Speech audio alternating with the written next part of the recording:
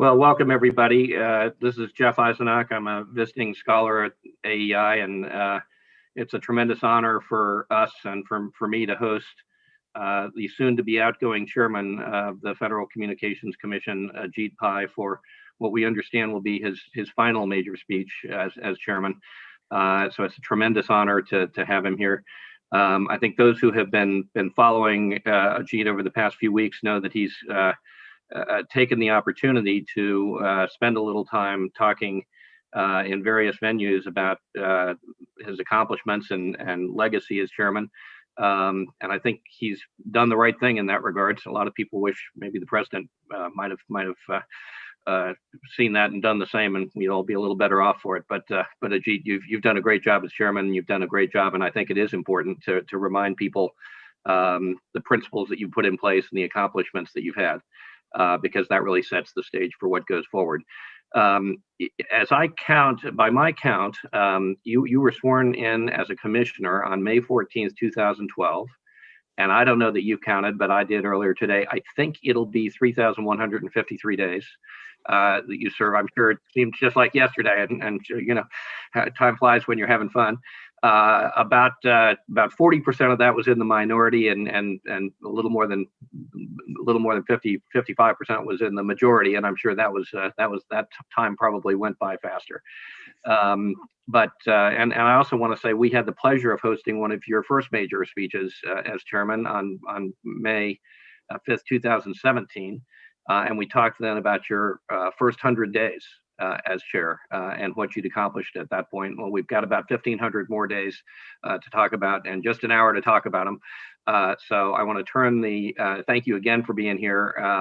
Let me say that we are going to take questions from the audience. And there are two ways to do that. The first is you can email william.rao, william.rau@aei.org, or on Twitter, assuming we haven't been deplatformed during the course of this event, or on Twitter at hashtag AskAEITech, hashtag AskAEITech. So without further ado, Mr. Chairman, it's an honor to have you, and we look forward to your remarks, and then we'll have a conversation. Well, thanks so much, and hello, everybody. As Jeff mentioned, this is my last event before my last weekend as FCC chairman. Although lately, Fridays remind me of the famous line by the Dowager Countess, "What is a weekend?" I'm sure some of you were expecting a Downton Abbey reference right out of the gate, but I'm just trying to keep you on your toes. But seriously, thank you to AEI for hosting this event, and more generally, thank you for your advocacy for free markets, expanded opportunity, and human dignity. A special thanks to our moderator and my good friend, AEI's Jeff Eisenach. I've appreciated his work, and I've benefited from his wisdom, especially over the past 4 years in this job. Now, AEI has billed my remarks as tough choices, the decisions that reshaped US communications policy. This captures the essence of the job. But when you're chairman of the FCC, you're constantly faced with tough decisions, such as, do I leak to Axios or Politico? But in all seriousness, some decisions are definitely tougher than others. And I had to make my fair share of hard choices.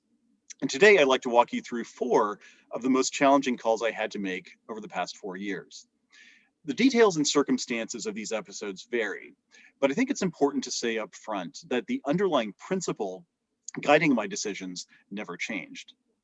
I said repeatedly that every decision I would make at the FCC would be an independent one, based on the facts and the law. Nothing more and nothing less. In my view, that must be the lodestar for any FCC leader. And that is exactly what I did. Looking at the results, I believe this approach served me, the commission, and the country very well. Let's start with the third rail of telecom policy, net neutrality. Hard to believe, but this issue has been on the commission's agenda since way back in 2004, when Chairman Michael Powell laid out his 4 principles for internet freedom. This debate eventually shifted from non-binding principles to whether or not the FCC should adopt enforceable rules to prevent internet service providers from blocking or throttling or favoring internet traffic. And then it shifted to a debate about whether they should be regulated under Title II of the Communications Act, a far-reaching framework developed in the 1930s for the Ma Bell monopoly. Fast forward to 2017. When I ascended to the top job at the FCC, broadband providers were subject to utility-style regulation from the 1930s. These rules had been affirmed by the U.S. Court of Appeals for the D.C. Circuit. Net neutrality advocates approached the issue with a religious fervor, and the press corps covering the issue was broadly sympathetic to their position. To be sure, some reporters would claim in private conversations that it was really their editors who were responsible for the slanted coverage, but the end result was the same. Throw in a closely divided Congress, and it was clear that there was no real political upside for me to reopen this fight. When you also consider that this debate had already dragged on for more than a decade, generating more heat than light, it was even more obvious that I could save myself a lot of headaches if I just left this issue alone and moved on. But there was one really big problem. Remember how I said every decision I made would be based on the facts and the law? Well, in the case of internet regulation, the facts were bad. Investment in high-speed networks had declined for 2 straight years, for the first time outside of a recession in the internet era. Considering ISPs weren't blocking or discriminating against traffic to begin with, there was no market failure before the rules, these were costs without benefits. So I decided to revisit these rules. In April of 2017, I announced my intention to scrap these heavy-handed Depression-era internet regulations and to restore the bipartisan, light-touch framework that governed the internet from the 1990s until 2015. I knew this would set off a firestorm, but I was willing and prepared to take the heat. And right on cue, the usual suspects attacked this as one of the worst things to ever happen. Topping the charts of criticisms was that oldie but goodie. This is the end of the internet as we know it. Another one from the Senate Democrats was that, and I'll quote, "You'll get the internet one word at a time." A popular tweet suggested that you would have to pay $14.99 each month to post on Twitter. And I was particularly bemused by a quickly debunked graphic promoted by a Democratic congressman. It suggested that America's internet offerings would soon look like Portugal's. Now, setting aside the odd choice of trying to scare Americans with the bugaboo of Portugal, that country inconveniently had the utility-style regulation that he and other partisans championed. This hyperbole cheapens debate, and it is the last resort of ideologues. And that would be bad enough, as it were. Unfortunately, things quickly headed in a much uglier direction. Egged on by John Oliver and coordinated Beltway lobbyist campaigns to, quote, save the internet, a significant number of Americans got whipped into a frenzy over this issue. And some wound up taking things too far, way too far. Those of us who supported that order received death threats. For good measure, so did my children. Indeed, for the rest of kindergarten, my son couldn't take the school bus, and he never quite understood why. Our personal information was leaked online. We were harassed at our homes. I had to spend thousands of dollars out of my own pocket on a home security system. My personal email account was hacked. We got many unmarked packages with no return address at the door. Our relatives were harangued with profane emails, sometimes in the middle of the night. Topping it off, when we voted to restore internet freedom in December of 2017, we had to adjourn the meeting to address a bomb threat. Now, I don't say these things seeking anybody's pity. I say these things to point out that things got out of hand. And this was a foreseeable outcome of over-the-top rhetoric and reckless tactics used by so-called public interest groups and their political allies. But they also should have been able to foresee how I would respond. I wouldn't and didn't back down. The FCC adopted the Restoring Internet Freedom Order, and I'm glad we did, because the results have been enormously positive for the American people. We've cut the number of Americans without access to broadband by more than 46%. Average download speeds for fixed broadband and mobile broadband in the United States have more than doubled since we adopted the order. In 2018, and then again in 2019, The United States set records for annual fiber deployment, and we've seen network investment hit levels our nation hadn't seen for a decade. And in those 2 years, we added over 72,000 wireless cell sites in the United States, after adding fewer than 7,000 between 2013 and 2016. And during the pandemic, our networks have held up extremely well. Not only have they handled the surge in internet traffic, but average speeds have actually gone up over the last 10 months. And unlike in the European Union, which includes Portugal, American regulators have not had to go hat in hand to companies like Netflix, asking them to throttle video to consumers. And compared to 2015, today's average US consumer is paying 28% less for broadband in real terms while getting faster service. Most important, the internet is stronger than ever, and it's remained free and open, at least when it comes to ISPs. It's a different story when it comes to the tech giants who supported net neutrality rules that, of course, didn't apply to them. Was repealing the FCC's net neutrality rules in the face of tremendous pressure easy? No. But was it worth it? Yes, indeed, because it was the right thing to do. Now, obviously, this first decision was controversial with those on the political left. But just for the record, I'm an equal opportunity offender. Case 2. On the evening of July 24th, 2018, my phone started blowing up, more so than usual. I was preparing for a congressional oversight hearing the next day and wasn't sure what was going on. Lo and behold, I was on the receiving end of a tweet from @RealDonaldTrump. To quote the president, "So sad and unfair that the FCC wouldn't approve the Sinclair broadcast merger with Tribune." And then he closed with "disgraceful," for good measure. And this was, you might say, unusual commentary from a chief executive about an independent agency. How did we get there? Well, in May of 2017, Sinclair Broadcast Group announced an agreement to buy Tribune Media and its 42 local TV stations for $3.9 billion. The deal would have given Sinclair control of 215 stations, serving 108 markets. With this expansion, Sinclair stations would reach nearly 72% of US TV households, nearly twice the reach of their most significant broadcast competitors. When this merger was announced, I wasn't predisposed against it.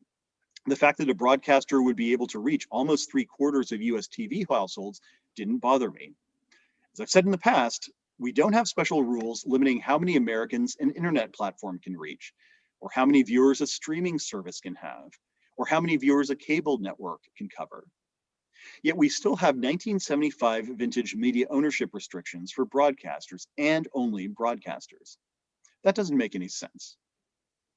And if Sinclair and Tribune had merged, the average combined viewership of their nightly newscasts would have been 2.2 million viewers. That is 0.6% of the entire country.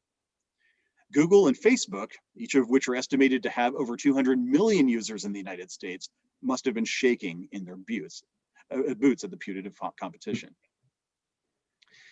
Now, it's also important to note that much of the criticism of the merger was less about the idea of a broadcaster expanding its reach to 72% of the country, and more about the fact that the broadcaster was Sinclair. Sinclair is widely perceived to be a right-leaning broadcaster, and the perception is probably accurate, just as it is probably accurate to say that many of our nation's broadcast networks lean to the left. But the last time I checked, the First Amendment still applies to broadcasters, which means Sinclair's perceived political views and the content of its newscasts should be entirely irrelevant to the FCC's decision-making process. Here's where the plot thickens.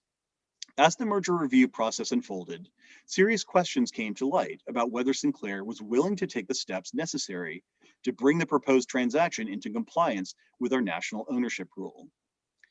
To be sure, as a matter of first principles, I'm not necessarily a big fan of the fact that the FCC has a national ownership rule. But so long as it's on the books, it must be obeyed. That is the rule of law.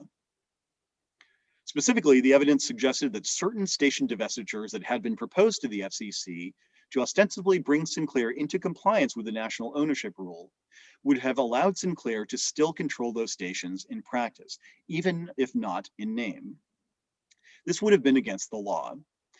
As the merger review process dragged on for months, Sinclair was still not taking the steps necessary to address the concerns identified by our media bureau. And as revealed through later litigation, the Justice Department shared some of our frustrations with Sinclair's approach. Now, of course, this review wasn't happening in a vacuum. No one from the White House ever weighed in with the FCC before I announced my decision in any form or fashion. But I was certainly aware that rejecting the merger might not be viewed favorably in certain circles. Conversely, some on the left just knew that I would give the merger a green light from the start.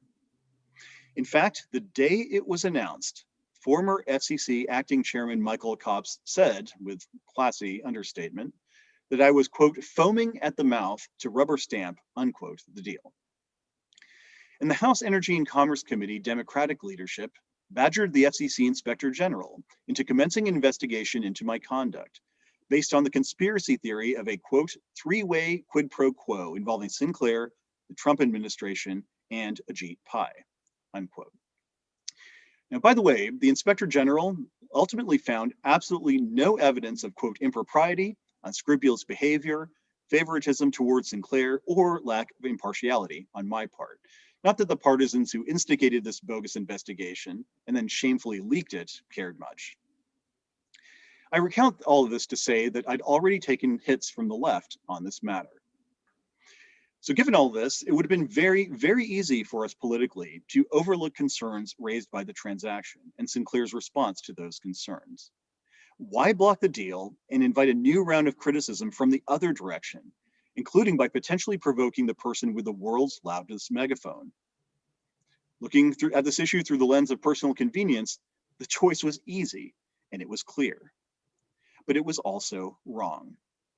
As I committed to doing 10 years ago when I was nominated by President Obama to be a commissioner, I followed the facts and I applied the law.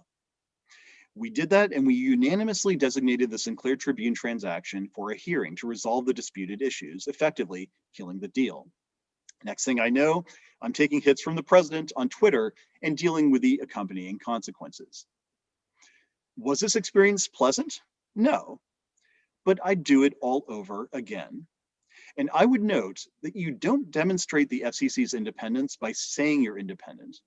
You do it by acting independently. And that's why the next morning at the congressional hearing, I opened by saying, and I quote, "The decisions I've made haven't always been easy.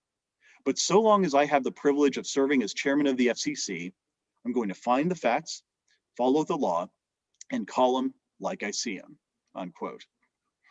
And indeed, later in 2018, the president said he didn't like my decision, not even a little bit, but he's independent. That's exactly right. This decision might have won me few friends, but I'm proud that I lived up to my oath and defended and preserved the agency's independence. Third case. In terms of powerful opponents in Washington, it is hard to top the president. But let me tell you what it's like to go toe-to-toe with the Pentagon. When I was nominated to the FCC back in 2011, Senator Chuck Grassley put a hold on my nomination. The hold had nothing to do with me personally. And my nomination just got tangled up with Chairman Grassley's investigation into the FCC's handling of a company I'd never heard of named LightSquared, which had business before the commission. This was the first time I had come across the company, but it wouldn't be the last. LightSquared would eventually change its name to Legato Networks. And many of the same questions Senator Grassley was asking in 2011 were still before the commission when I became chairman in 2017. Now, before going any further on Legato, you need to understand some important context. Nearly everyone agrees that we need to free up more spectrum for wireless innovation. But on any given band that you examined, you will always find somebody, a federal agency or private company, or both, objecting to the repurposing of that particular band under discussion. And that's certainly been the case with respect to Legato. Legato has held licenses in the so-called L-band for decades. And for 17 years, Legato and its previous iterations had been haggling with the commission over proposed deployments that would make more efficient use of the spectrum. More recently, in 2015, Legato asked the FCC for permission to use its spectrum to deploy a low-power terrestrial nationwide network, primarily to support connectivity for industrial Internet of Things and 5G applications. Here's the issue. Next to one part of the L-band is spectrum used for Global Positioning System, or GPS, services. The Department of Defense is tasked with overseeing GPS operations for military and civilian purposes in the United States. DoD and other federal users, as well as commercial interests such as land surveyors and even cell phones, rely upon GPS service. Collectively, these parties objected to Legato's 2015 application and its amended 2018 application, asserting that Legato's service could potentially disrupt military operations, in addition to billions of other GPS-reliant devices and systems. This is where things had been stuck. These parties raised essentially the same objections for more than a decade. These objections had been echoed over the years by other executive branch agencies, as well as certain quarters on Capitol Hill. Indeed, the most recent complaints were backed by the Departments of Transportation and Homeland Security, as well as key members of the Senate and House Armed Services Committees. I've often said that the most powerful factor in government is regulatory inertia. Now you see why. This issue had been sitting around for 17 years because the FCC had long found it much easier to kick the can down the road than to confront this high-powered opposition. Aside from the White House, no one in Washington is more powerful than DoD. And no argument is more effective at shutting down the debate than claims that what you're proposing could endanger or undermine national security. Yet again, the politics told me to back off. But what do the facts and law say? Well, I asked our Office of Engineering and Technology at the FCC to study this, and study this, and study it some more. They considered Legato's abandonment of terrestrial operations in 10 megahertz of its licensed spectrum, creating a 23 megahertz guard band between its operations and the portion of the L band where GPS operates. They examined Legato's consensual 99% reduction in base station power levels, meaning those base stations would emit the same power level as a light bulb. They reviewed independent studies showing a lack of harmful interference to GPS. And they noted that the analysis submitted by DoD didn't measure whether Legato's operations would actually disrupt GPS operations. And they kept coming back with the same answer. On the merits, we should grant Legato's amended application with appropriate conditions. But my advisors were just as certain that DoD hated Legato's proposal and that Legato's opponents would make my life miserable for the foreseeable future if the FCC granted it. True to form, I chose to side with the facts and the engineering, and the FCC granted the application unanimously. And far from rubber stamping Legato's application, we imposed serious conditions to go above and beyond in ensuring that we protected adjacent band operations from harmful interference. Even still, the Department of Defense, other cabinet departments, the Senate Armed Services Committee, and industries from aviation to agriculture still cried foul, although I certainly appreciated the support from the Secretary of State and the Attorney General. A sinister picture was painted of a rogue agency making a decision that came out of the blue. But the record shows that we gave the executive branch plenty of notice. We let the Pentagon have an actual draft of our order 6 months in advance. We repeatedly extended deadlines for them to offer input. We gave them every opportunity to work with us, and we incorporated some of their feedback. In the end, I know that the FCC's unanimous decision was the right decision. And more fundamentally, this matter reveals a basic truth. Once the FCC discerns the technical truth, it must then be willing to act, even if it upsets powerful political opponents. Otherwise, America will never lead when it comes to wireless innovation. Now, even after we made our decision, the work wasn't done. That's because opponents attempted to nullify that decision with poison pill language in the National Defense Authorization Act. Now, I can't say that I agree with the Legato-related provisions that ended up in the NDAA because I don't.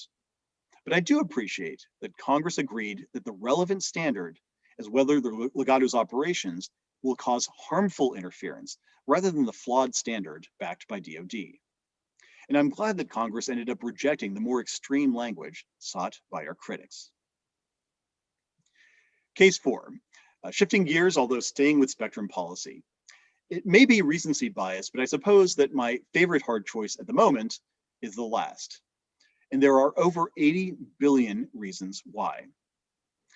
Bidding for 280 megahertz of prime mid-band spectrum in the FCC's C-band auction just concluded, garnering a record-breaking $80.916 billion in gross proceeds.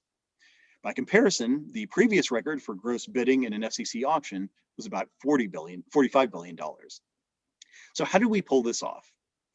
The C-band is a 500 megahertz swath of spectrum from 3.7 to 4.2 gigahertz. It's mostly used by fixed satellite companies to beam content to video and audio broadcasters, cable systems, and other content distributors. The C-band presented an enormous opportunity for 5G, given its combination of good coverage and capacity. Also, thanks to technological advancements, satellite companies didn't need the entire C-band to provide the same services that they are providing today. Well, the first key decision I had to make on the C-band was how to make it available for 5G. Should we hold a public auction to repurpose the spectrum for flexible use?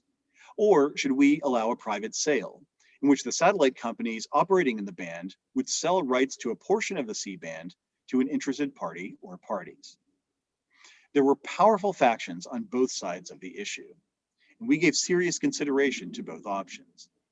There were some potential advantages to the private sale approach. But ultimately, after months of back and forth with stakeholders, we had serious concerns that the plans that were submitted for the private sale might not be optimal and whether that private sale would be run competently. In contrast, the FCC had a quarter-century track record of performing successful and transparent spectrum auctions. We also knew that a public auction was squarely within the FCC's legal authority. And it's important to remember that satellite companies didn't have the rights to terrestrial use for the spectrum. So we would have ended up granting them those rights for the sole purpose of having those companies sell them, a prospect with which I wasn't entirely comfortable. Now, even though many experts claim that we favored a private sale, we never took a public position on this issue until November of 2019, when I announced that the FCC would conduct a public auction. This decision was not based on politics, but on what I thought was the right answer for the American people. Our next decision was how much spectrum should be made available for flexible use. Incumbent operators initially argued that we should only clear 100 megahertz of spectrum to protect programming delivery. Others, like T-Mobile, Qualcomm, and US Cellular, argued that all 500 megahertz should be made available for flexible use. After a careful review of the record, we chose a balanced approach, clearing the lower 300 megahertz of the C-band and making 280 megahertz of it available for flexible use, along with a 20 megahertz guard band. This was a large amount of spectrum for 5G, and enough spectrum to ensure continued C-band delivery of satellite programming services. Now comes the hardest and I think most consequential decision in this proceeding. As part of our study of the spectrum, we repeatedly heard from wireless carriers about the importance of opening up a large amount of spectrum in the C-band. But they consistently stressed that it was equally important that this spectrum be made available quickly. And this was in the national interest as well. A key part of the FCC's 5G Fast Plan I outlined a couple of years ago was to make mid-band spectrum available for 5G, well, fast. And so to move quickly, we were going to have to give incumbent satellite companies a reason to move quickly too. Clearing the bottom 300 megahertz of the C-band was and is going to be a complicated task. And I thought that it was critical to align the satellite operators' incentive structure with our need for speed, rather than having them drag their feet every step of the way. And so I proposed giving satellite operators the opportunity to receive accelerated relocation payments of $9.7 billion if they met our accelerated clearing milestones. Oh, did I mention that these satellite companies are foreign owned? That's right. I proposed offering billions of dollars of payments to foreign satellite companies to clear the spectrum quickly. Even though those payments would be made by those wireless companies winning licenses in the C-band auction, I knew that opponents would characterize these payments as coming from American taxpayers. It would be hard to come up with a plan that could be so easily painted in a negative light and not caricatured. aside from maybe giving $10 billion in bearer bonds from the US Treasury to Hans Gruber from Die Hard. But our economic analysis, built in part by the great work from the Office of Economics and Analytics, said that this was the right play, and so we pressed on. As expected, we got slammed for an alleged corporate giveaway. The FCC is sending billions of dollars of your taxpayer dollars to Luxembourg was low-hanging fruit, I suppose. And no less than the chairman of our Senate Appropriations Subcommittee said that he wouldn't take me with him to buy a car because, as he put it, I would pay full sticker price and then try to give the salesman a bonus. Thank goodness we ignored sound bites and we moved forward because the C-band auction has vindicated each and every one of our decisions. It has gone better than anybody expected, and it has proved the critics wrong. Now, I already mentioned that this auction generated more than $80 billion in bids, nearly doubling the previous record for spectrum auction gross revenues. But perhaps more important, we expect that 5G services will be deployed with the spectrum 2 to 4 years faster than we might have otherwise expected without these accelerated relocation payments. In the race for global leadership in 5G, 4 years is the difference between being a leader and being a laggard. I think an analogy that most people could understand and appreciate would be selling a house. We put in some money up front to make the property as attractive as possible to potential buyers. And this resulted in an $80 billion plus multiple of offer situation. If we hadn't put in a policy like accelerated relocation payments to give wireless companies confidence that satellite operators would clear the spectrum quickly, we would not have raised this much money through the auction. All in all, not a bad return on the investment. Yet another benefit of making these accelerated relocation payments in order to clear the satellite operators early is that it dramatically decreased the chances that our plan would be overturned in court. Sure, we might have prevailed in litigation without the payments. I thought that we would have had some strong arguments. But we substantially reduced our litigation risk by bringing on board with our plan the satellite operators who were using the C-band spectrum to provide service to customers in the United States. Now, to be sure, there were a lot of naysayers who opposed us every step of the way, raising every conceivable legal objection as to why we couldn't do this. They were just wrong. We have won across the board in court. Indeed, confronting these objections, the DC Circuit said flatly, in perhaps our most memorable of many court wins over the last 4 years, we disagree with all of this. Amen to that. And there was one last choice on the C-band worth mentioning, but honestly, this one was pretty easy. When I proposed my plan in early 2020, some argued that the FCC should do nothing. Instead, we should wait for Congress to legislate on the C-band. Thank goodness we said no to that, because Congress has passed nothing. Had we waited then, we'd still be waiting now, thinking happy thoughts, but getting nothing done. We'd be stuck in the starting blocks, and other countries could have seized the mantle of leadership in 5G. And I'm sorry, but if you are engaged in any complicated endeavor that many describe as a race, and somebody suggests waiting for Congress to take action in an election year, to quote the president-elect, come on, man, that's a bunch of malarkey. The race goes to the swift, not to the timid. So there it is, net neutrality, Sinclair, Legato, C-band. 4 different stories with many different twists and turns. But in an important way, these are the same story, the story of this FCC over the past 4 years. Time and again, we faced a hard choice. Time and again, we made our decision based on the facts and the law. Time and again, we relied on our excellent career staff to guide us. Time and again, we defended the agency's independence. Time and again, we did what was right. And time and again, we delivered for the American people. To quote from President Reagan's farewell address, we weren't just marking time, we made a difference.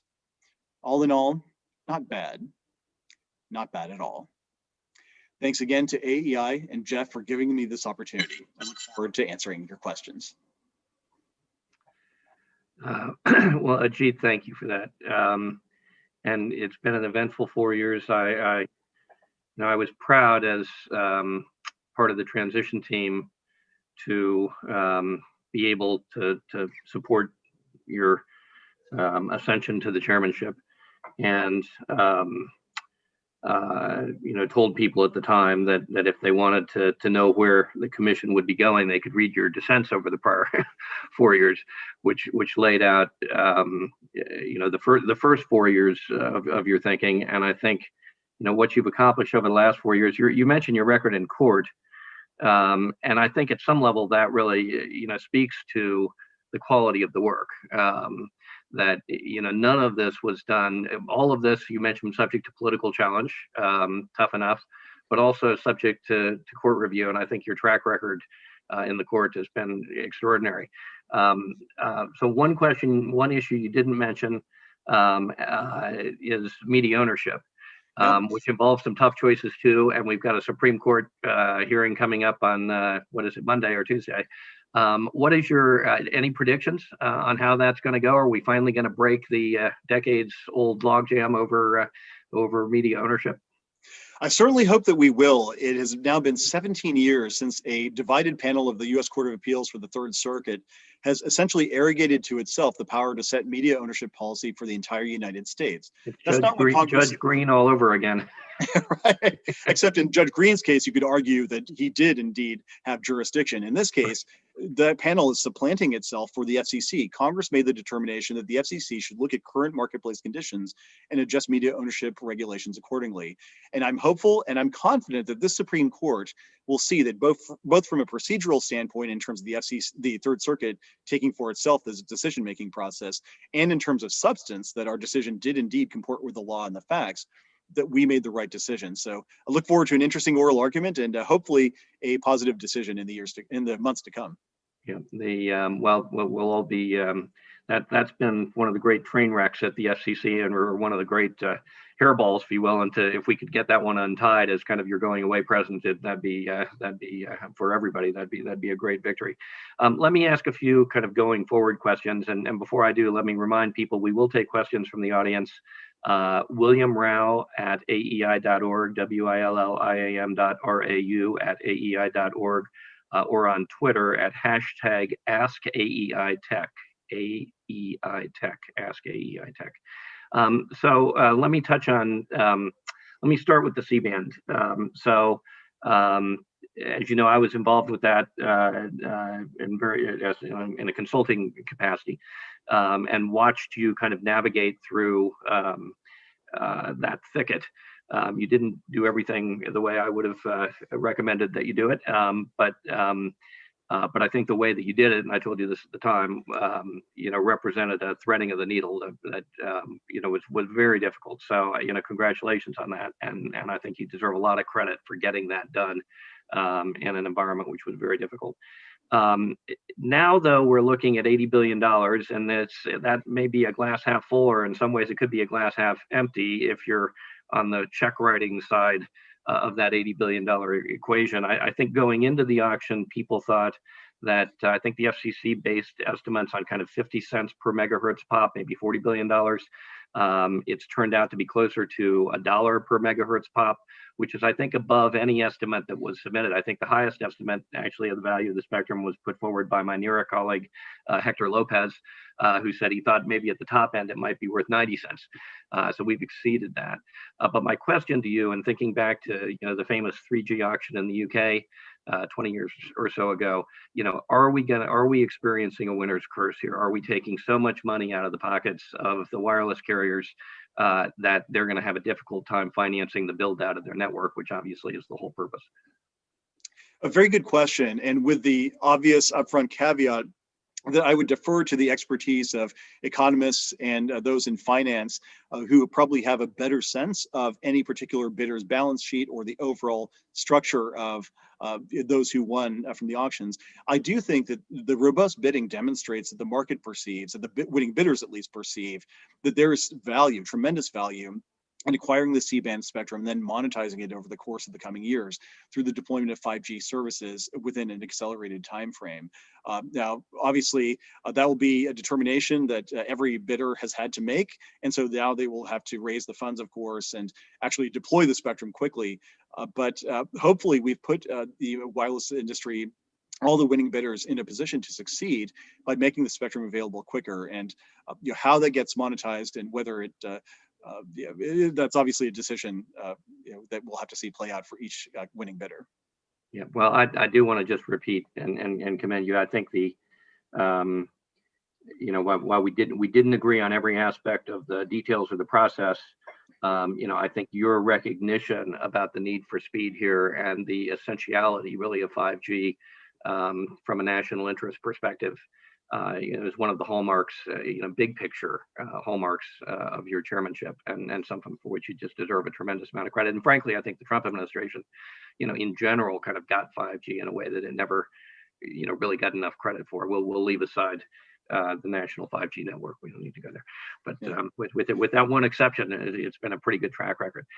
Let me move to something else that you kind of alluded to in your remarks, and that is kind of the role of the major internet platforms in society. So I understand you chose not to move ahead on the NTIA petition on Section 230. But more broadly, what is your thinking, in particular, given the events of the past couple of weeks with the deplatforming of lots of people, including effectively shutting down Parler? And just to place some context, so the DOJ proposed replacing the otherwise objectionable standard under Section 230 for content with a narrower, unlawful, or promotes terrorism standard for content that could be taken down in a safe harbor, and also requiring the content moderation be done in a way that was consistent with plain and particular published terms of service, so that you couldn't have this arbitrariness of taking down content. You would actually have to publish and then justify content moderation decisions. Are those, do you think that reforms, whether in Section 230 or otherwise, do you think that some kind of reforms are needed to strike a balance in online speech? A very good question. So we certainly, number one, believed that we had the legal authority to interpret the immunity provision that you just mentioned, as opined by our general counsel in a publicly available blog post. And as I stated recently, we simply didn't have the time to take the administrative steps necessary to move forward on it. But I do think that what we now see is an emerging bipartisan consensus that there should be a re-examination of some of the principles underlying Section 230. And I don't pretend to have any magical solution for where they should end up, but it is remarkable how much this has changed. Back in November of 2017, when I was introducing my proposal to restore internet freedom, one of the sections in my speech back then was remarking, if your concern is really about a free and open internet, you should be looking at some of the Silicon Valley tech giants that are making decisions that are non-transparent, that don't necessarily seem to be consistent with an open internet. And at the time, that was viewed as a wildly contrarian take. Fast forward 3 years, that seems to be the norm now, that people understand we don't know how these decisions are being made. We don't know who's making the decisions. We don't know why the decisions are being made. For example, why is the supreme leader of Iran still allowed to tweet out threats against the state of Israel, that kind of thing. And now you have the president-elect who explicitly and repeatedly campaigned not just on reforms to Section 230, but absolute repeal of Section 230. So, again, that's going to be up for the elected officials and the other branches of government to make. But it'll be fascinating to watch how the conversation unfolds. It's a very different environment now than it was when I started, and we'll see what happens. Yeah, it will be interesting to watch. Let me move to another arena here, and another one of major issues that you didn't mention as hard choices, but I know there were hard choices involved. The T-Mobile Sprint merger. Yeah. But I really want to use it, which is another one I was involved in on a consulting basis. In favor. Not surprisingly, but but I really just want to use that as a launching point for kind of a broader discussion, a broader question. So, as a commissioner, you were took a pretty hard line with respect to the FCC's role in reviewing mergers. Yeah. And particularly with respect to its imposition of kind of public interest-based conditions, which didn't directly alleviate some competitive harm that might have been identified associated with the merger, and the notion of the kind of a consent decree that the DOJ would impose. In T-Mo Sprint, you did go along with, or I don't may have proposed, public interest obligations in the nature of build-out obligations. So I don't really have strong feelings, particularly. I think we probably both agree that in a perfect world, the FCC wouldn't, maybe be taking a public interest, separate public interest take on merger reviews, but maybe we don't. So what's your current thinking on that, and with or without talking about the T-Mo? Well, I think number one, that decision was the right one to make, and especially now when you look at the new T-Mobile, leveraging the previous T-Mobile's low band and high band assets and Sprint's mid band assets, they're now competing in 5G, delivering 5G service to areas where up to 250 million Americans live, and that in turn, I think, has led to the other major incumbents participating aggressively in the C-band auction because they recognize that they need mid-band spectrum assets as well. So in that sense, it's promoted competition, vigorous competition in terms of the need to acquire spectrum. But the same thing with respect to the services as well. We now see a much more accelerated pace of companies thinking through 5G deployments, I think because the combined entity move so quickly. And with respect to the public interest obligations, one of them which you might have had in mind was the obligation for the new T-Mobile to deploy 5G service defined as 50 megabits per second or greater to 97% of the American population within 3 years, and then 99% within 6 years. And that's something that, as we understood it anyway, was consistent with what the company was already planning to do. They wanted to build a nationwide network, but moreover, we thought it was important to demonstrate that far from squashing competition, the thesis of the transaction, which was to create a nationwide 5G competitor, was a real one. This was not some smokescreen that the FCC or the parties themselves was using just to rubber stamp the deal. Far from it. Moreover, through the divestiture of Boost Mobile to Dish as a fourth competitor, we made clear that preserving that kind of competition, as of course the Justice Department agreed as well, was the way to go. And so when we, yet another court win, when that decision was upheld in the Southern District of New York, that's exactly what the judge in that case, Judge Marrero, pointed out was the conditions we imposed were appropriately tailored to preserve competition. So here too, I'm glad we made the decision we did. It was a forward-thinking decision as opposed to the reflexive, backward-looking one, and one that looks better by the day, I think. So having been in the majority for 4 years, is it your sense that having this kind of dual authority over telecom communications industry mergers with DOJ, that really is the way to go, and that there's a contribution on each side, or would the FCC be better off either narrowing its review or just getting out of the way altogether and letting the DOJ do it? That's a great question. So, so as a first principle, and I don't know if you would agree with this, Jeff, but I've become convinced now that having dual antitrust authorities doesn't make any sense. That having the Department of Justice and the Federal Trade Commission applying somewhat distinct antitrust type standards to transactions, and then having to fight over which agency gets which transaction, I think unified antitrust authority would make for a much better marketplace. And I worked in the Department of Justice Antitrust Division and have a lot of friends in the FTC, so it's not a comment on either agency. And as to whether or not there should be a single reviewer period, that's an interesting thing. So I could envision a future where, say, the Antitrust Division handles transaction review, but by statute, it is required to do something akin to what the Telecom Act of 1996 required the DOJ to do when evaluating 271 applications, which is to accord, I think it was called substantial weight to the FCC's opinion about how this would affect competition. And so maybe that would be a way to go. I'm not sure what it is, but obviously there are a number of different transactional hoops that you have to jump through, and they're unpredictable. Each one is essentially a political bottleneck. And does that best serve consumers and competition at the end of the day? I'm not so sure. So maybe wiser folks like you and others on Capitol Hill might take a look at that. Well, I do have to say it serves economic consulting firms well, because having two just slightly different review processes going on, but both of which have to be complied with, is a very expensive proposition for the merging parties. But firms like NERA, where I work part of the time, is certainly benefit from all that spending. So, but that having been said, I think it'd be a better world if that wasn't going on. Definitely. And one of the things sorry to interrupt, but one of the things we have tried to do in transactional review over the last 4 years is to infuse much more antitrust type analysis into our thinking, so that it's not completely dissimilar strands of thought. And in this regard, I mean, I should give credit to Jonathan Salat, who was the general counsel of the previous FCC.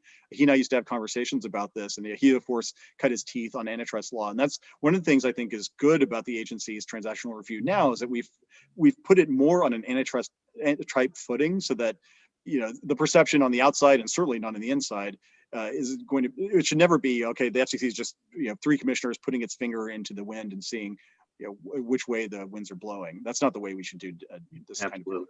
Absolutely, and I agree with that. And that brings me to my last question. Then we'll move to the audience.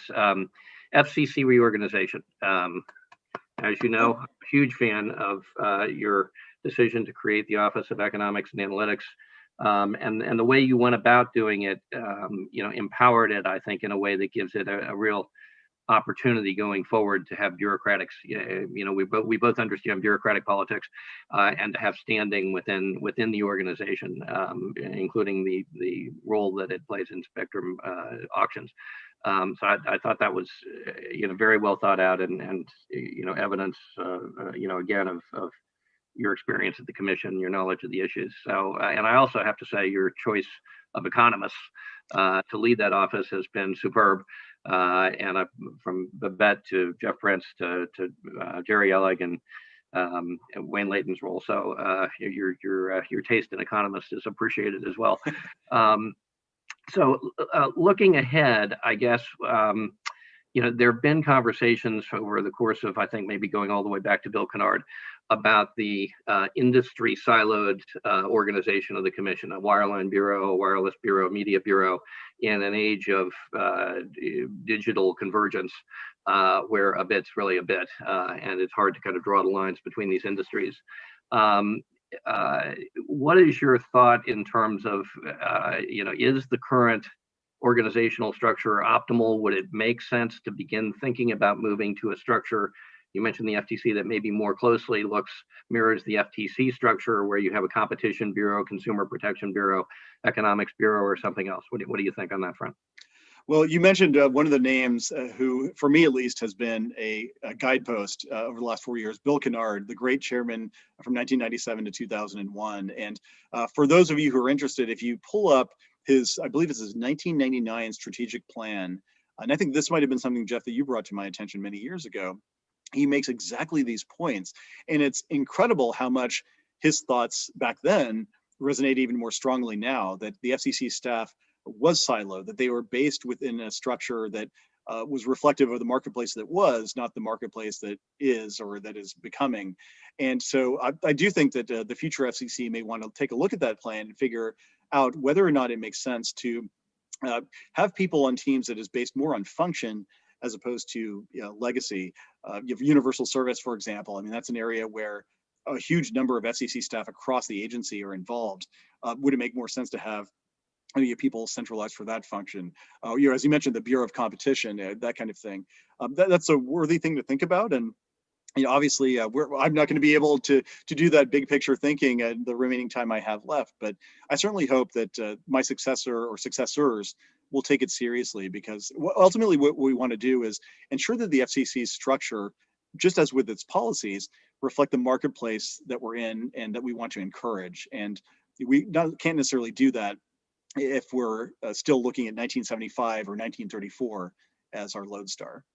Yeah, well, so looking ahead, you know, I think one of the concerns, and we talked about this, you know, back in late 2016, early 2017. You know, one of the concerns is to get bogged down in the administrative barriers to reorganizing an agency, which are I had some vague sense of from my prior government experience, but it was reminded of as we were having some of these conversations, even creating the Office of Economics and Analytics, much smaller reorganization, you know, I know took a lot of work on that front. And under the federal OPM rules and so forth, kind of everybody in the agency has an opportunity to say, hey, I didn't vote for this, and I don't want to do it. But what was your takeaway from that? So I think there was a lot of concerns about an even larger reorganization, but even just creating that office, raised big challenges. What did you learn from that? Is it doable? Because it seems like you got it done. Yeah, the creation and operation of OEA has been an enormous success for the agency and for the country, I would argue. Here, tremendous credit is due to Wayne Layton, who I know you know. Early on, when I came up with this crazy idea for the Office of Economics and Analytics, I tasked Wayne with coming up with leading a task force to look at all the issues, talking to staffers, talking to external stakeholders and other people at other agencies, and figuring out what to do. And he made some recommendations that ultimately became OEA, and the FCC made OEA happen in 2018. And that's when Julia McHenry, our amazing chief, took over as the first. It's one thing to make the mold or break the mold, it's another to make it altogether. But it was critical for us, I think, to get buy-in from all parties. And I think we've now done that. And in fact, just this morning, I held a thank you event with our amazing staff from OEA. And it seems obvious now, but it wasn't obvious then, that we would able to not just get the thing created through order. And then in a sense, that's the easy part. The tough part is making sure it's fully integrated into the FCC's operations, make sure the other bureaus and offices understand that OEA needs to have a seat at the table when we're hashing out what the policy should be, making sure that we get them involved as early as possible in all facets of FCC decision-making. And they've done that on everything from C-band, which I mentioned, to the establishment of 988 as a 3-digit number for suicide prevention and mental health. They now feel like they have a real policy-making role, and independent of any particular chairman. And moreover, they released now big picture white papers. In fact, just today, we've released our 4th white paper since OEA was created. This one looking at localism in media. And that's exactly the kind of big picture thinking I want to encourage. That's how we came up with the idea for price cap regulation back in the 1980s. And who knows what the next big idea is going to be, but I'm confident that's going to spring from the mind of one of our brilliant OEA economists. So anyway, hopefully we have proof of concept there that it can be done if you lead in an inclusive and thoughtful way. And perhaps if there are other structural reforms like that, they'll be pursued in a similar way. Yeah, well, your success with that is obviously the result is huge, but just the task of getting it done is a real credit to you and your staff. And you mentioned Julia, and I didn't mention Julia. And Julia's, I think, played an amazing role in leading the whole effort. And so just congratulations on all those folks. All right, we've got, I'm told, first of all, that we have permission. I hope we have your permission to go an extra 5 minutes. So absolutely, yeah. So with your permission, we'll go over here just a couple minutes. And we've got a couple questions from the audience. One issue, and one of them is what do you see as the opportunities for bipartisan collaboration at the commission? Particularly, at least for the first few months, we'll have a 2-2 commission, so that'll be important. But presumably, but what do you see as the opportunities for bipartisanship at the FCC? And I'll just throw out 2 issues, and you can think of others or add others. One on the national security front, which is something we haven't talked about, but has been a huge part of your efforts.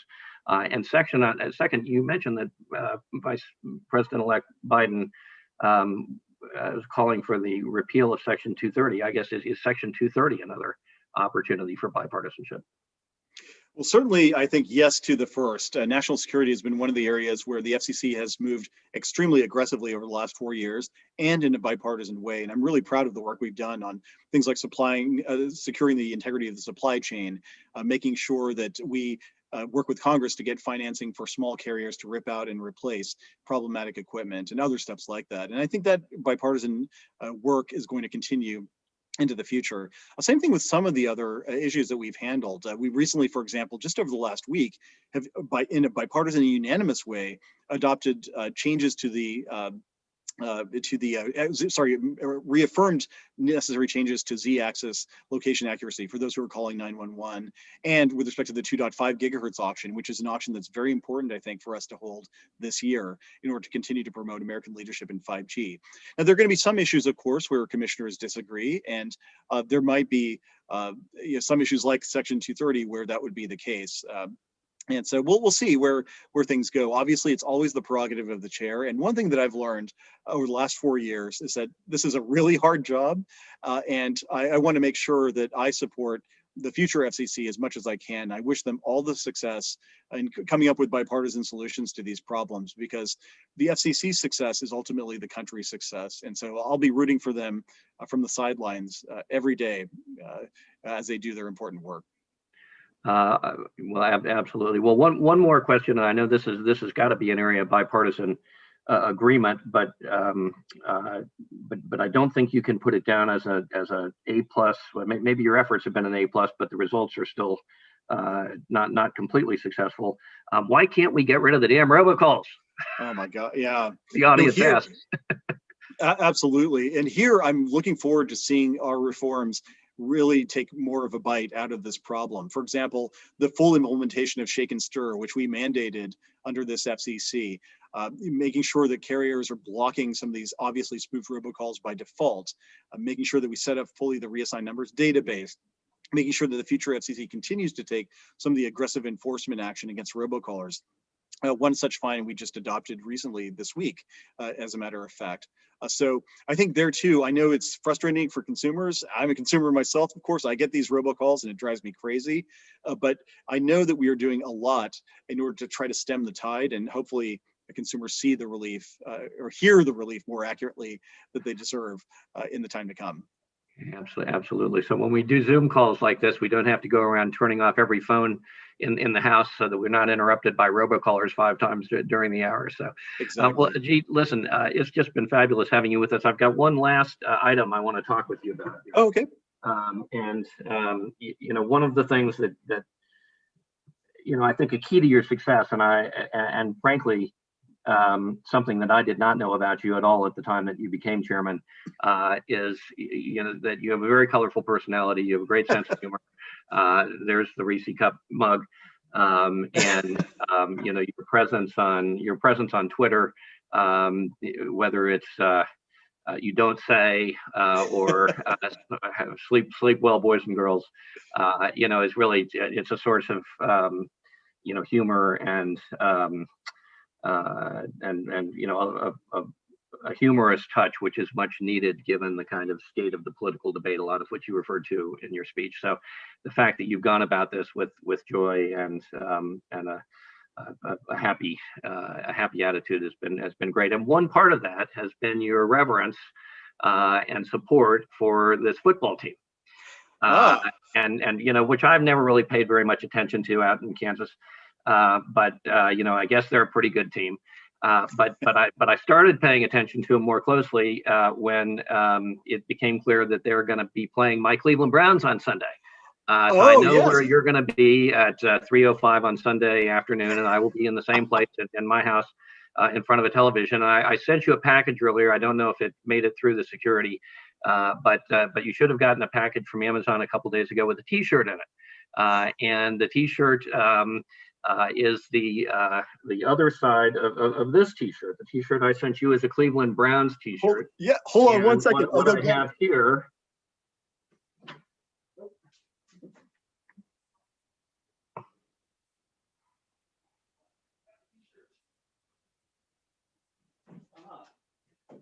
Yes, indeed. You wondered where that came from. So Ajit, I'll make you the following. I'll make you the following bet, and it's a long shot because we're a 10-point underdog. But if the Chiefs beat the Browns on Sunday, I'll be posting my picture on Twitter wearing this piece of whatever, this shirt, and I would ask you to do the same. If the Browns, through some miracle, upset your Chiefs, I look forward to seeing you in a Cleveland Browns T-shirt on Twitter Sunday evening. Well, you've got it, my friend. I mean, only because the spread is in my favor will I take that bet. But Cleveland's had an amazing season. My in-laws are big Browns fans. I don't know if you knew that, but I did not know. So we're not on speaking terms this week because I got to maintain the game face. But I told my brother-in-law after they beat the Steelers, and what a great win that was. But yes. I'm praying that Cleveland reverts to form for this time of the year because otherwise we're going to be in trouble. They were playing lights out last weekend. So look forward to a great game, and let's see how Baker and Patrick do. Yeah, I would just advise them to keep the trash talk down because I think that got the Steelers. Exactly. No kidding. Anyway, well, listen, Ajit, I thank you for your kind words earlier. You know my admiration for your work over the last, not just the last 4 years, but the last almost 8 years as a member of the commission. I think the contribution that you've made to communications policy is unparalleled, really. Going forward, I know you're going to have lots of great things in your future. This is not the pinnacle of your career, but it sure is a great foundation. And I and millions of other people are grateful for your hard work and for all the BS that you have put up with such a great attitude. And so we wish you all the best, and thank you for making your last big speech here at the American Enterprise Institute. Have a great day. You too. Thanks so much, Jeff, and to AEI. It means a lot. All right. Thank you.